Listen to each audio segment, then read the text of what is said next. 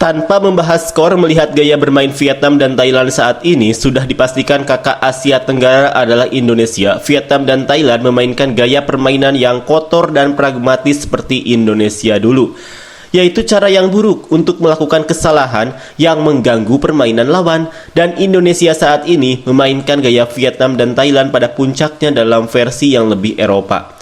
Dapat dievaluasi sebagai Vietnam lebih buruk dari Thailand dan Thailand di bawah Indonesia.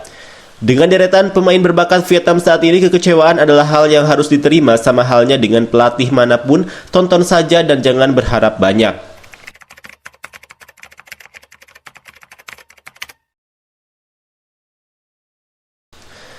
Vietnam kembali menelan kekalahan di pertandingan FIFA Matchday setelah dihancurkan oleh Rusia. Sekarang mereka dipermalukan oleh Thailand. Kekalahan dari Thailand semakin menegaskan jika persepakbolaan Vietnam semakin menurun meskipun sudah berganti kepelatihan.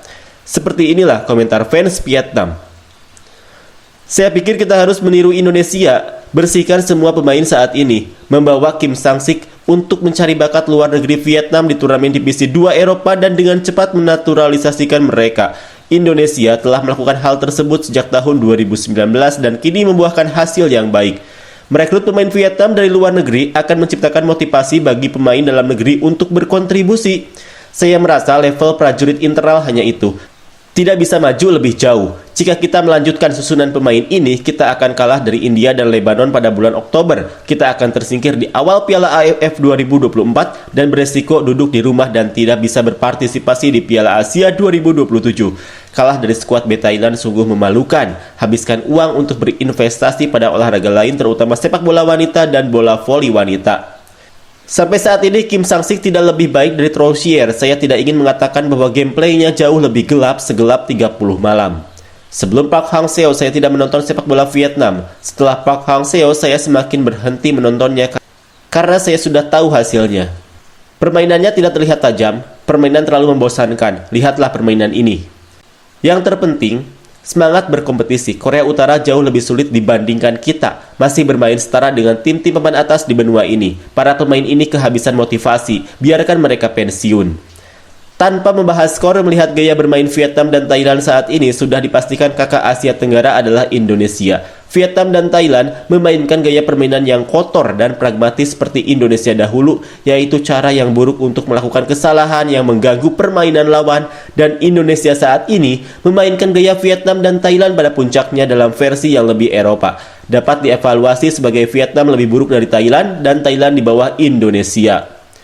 Seberapapun bagusnya pelatihnya, dia tidak bisa menyelamatkan situasi sepak bola Vietnam saat ini. Poin kuncinya di sini adalah bahwa Federasi Sepak Bola Vietnam perlu melakukan reformasi dan tidak membiarkannya memudar. Dibutuhkan orang-orang yang memiliki hati, visi, dan hati untuk mengembangkan sepak bola Vietnam hingga mencapai level kontinental, bukan sekedar omong kosong lalu uang dikantongi.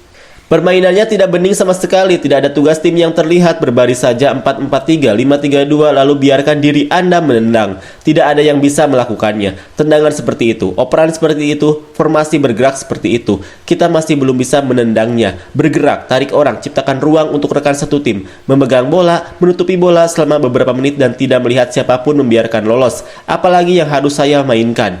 Mengoper bola dengan longgar, menangkap bola yang memantul, lalu berhenti bermain. Menyentuh setengah ketukan dianggap sebagai peluang yang hilang. Satu-satunya cara adalah mereformasi dan menaturalisasi pemain penting untuk tim lini tengah dengan striker lemah, kemudian mengimpor pemain dan mereformasi gaya bermain. Sudah berapa tahun sejak mereka memainkan 5-3-2 dan 4-4-2 di kedua dunia. Orang selalu bermain 4-3-3 dan 4-2-3-1, tapi mereka masih pendek. Kapanpun mereka menguasai bola, mereka bisa mengoper lalu kehilangan bola dan melakukan serangan balik padahal mereka baru usia 23 tahun. Tapi dari langkah satu ke langkah berikutnya, jika mengoper bola maka Vietnam akan kalah. Jika Vietnam ingin lepas dari situasi ini, maka harus melakukan reformasi atau selamanya akan tertinggal dari Thailand dan Indonesia. Saya khawatir kalau kami bermain setara dengan Kamboja dan Laos, itu akan memalukan. Sekarang ketika Vietnam kalah, mereka tidak mau menonton lagi. Panggil saja imigran untuk segera melakukan naturalisasi dan mendunia. Pelatih mana yang bisa menghidupkan kembali tim Vietnam saat ini karena para pemainnya seperti kehilangan motivasi. Vietnam kini hanya setara dengan Timor Timur. Vietnam sekarang tidak terkejut karena kalah, itu hal yang wajar.